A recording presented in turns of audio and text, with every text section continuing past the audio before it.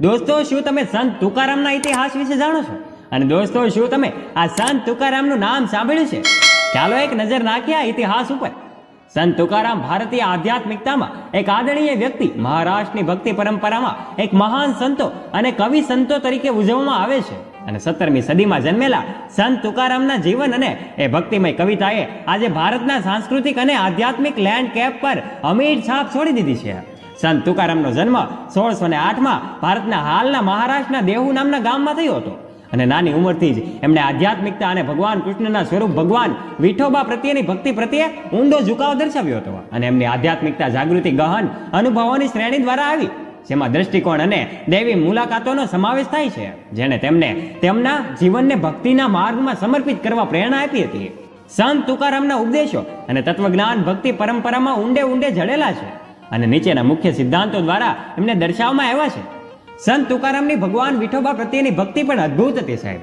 સંત તુકારામની કવિતાએ ભગવાન વિઠોબા પ્રત્યેની તેમની અતૂટ ભક્તિની ગહન અભિવ્યક્ત કરી છે. અને એમણે ઊંડા પ્રેમ અને ભક્તિ સાથે પરમાત્માને શરણાગતિના મહત્વ પર ભાર મૂક્યો છે. સમાનતા અને સાદગીના પર્યાયી એ તુકારામ એવું માનતા કે ભક્તિ છે ને એ જાતિ, સંપ્રદાય અને સામાજિક ભેદોને પાર કરે છે. સંત તુકારામે પરમાત્માની નજરમાં તમામ જીવોની સમાનતાની હિમાયત કરી. સાદગી અને નમ્રતામાં સાચી ભક્તિ રહેલ છે એના પર ભાર મૂક્યો હતો. સેવા અને કરુણાના ઉપાસક તેમના ઉપદેશોએ ભક્તિની અભિવ્યક્તિ તરીકે માનવતા માટે નિસ્વાર્થ સેવાના મહત્વ પર ભાર મૂક્યો હતો. એવો માનતા હતા કે જરૂરિયાતમંદોને મદદ કરવી અને કરુણાનો આચરણ કરવો એ ભક્તના જીવનના આવશ્યક પાસાઓ છે.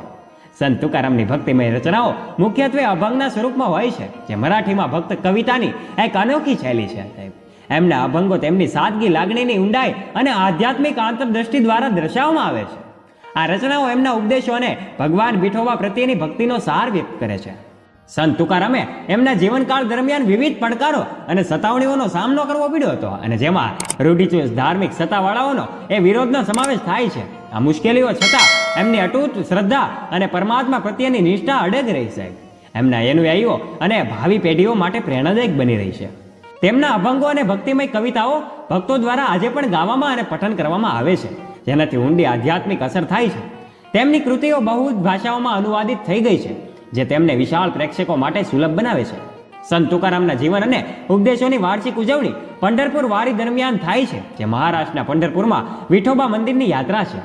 મરાઠી સાહિત્ય અને સંસ્કૃતિમાં તેમના યોગદાનને વ્યાપકપણે માન્યતા આપવામાં આવી છે.